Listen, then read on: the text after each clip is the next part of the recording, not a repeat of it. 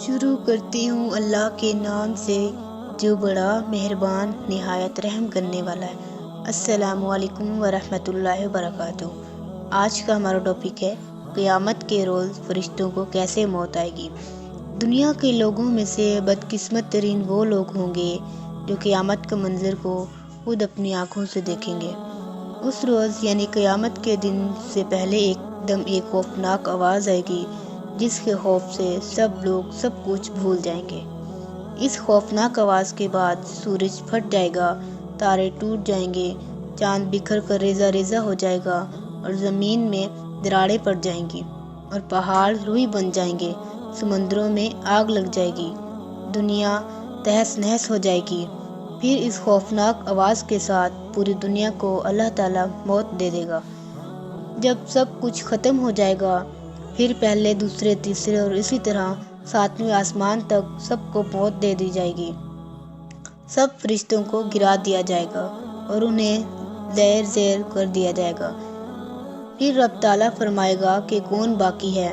آواز سن کر ملک الموت حضرت عزرائیل کہیں گے کہ یا اللہ، مجھ سمیت تیرے 4 فرشتے ہیں، یہ جبرائیل، میکائیل اور اسرافیل ہیں۔ اللہ تعالیٰ فرمائیں گے کہ جبرائیل اور میکائیل مر جائیں۔ اس پر اللہ کا عرش کہے گا یا اللہ، جبرائیل اور میکائیل کو۔ تو اس وقت اللہ تعالیٰ فرمائے گا کہ خاموش، میرے عرش کے نیچے موت ہی موت ہے۔ پھر دوبارہ اللہ تعالیٰ فرمائے گا کہ کون باقی ہے۔ جواب آئے گا کہ عرش کے فرشتے یعنی اسرافیل اور عزرائیل۔ پھر اللہ فرمائے گا کہ اسرافیل مر جائے۔ اس وقت اسرافیل سور پھونک رہے ہوں گے اور ان کے ہاتھ سے سور نکل جائے گا اور جا کر اللہ کے عرش پر لگ جائے گا۔ پھر اوپر اللہ اور نیچے صرف عزرائیل علیہ السلام باقی ہوں گے۔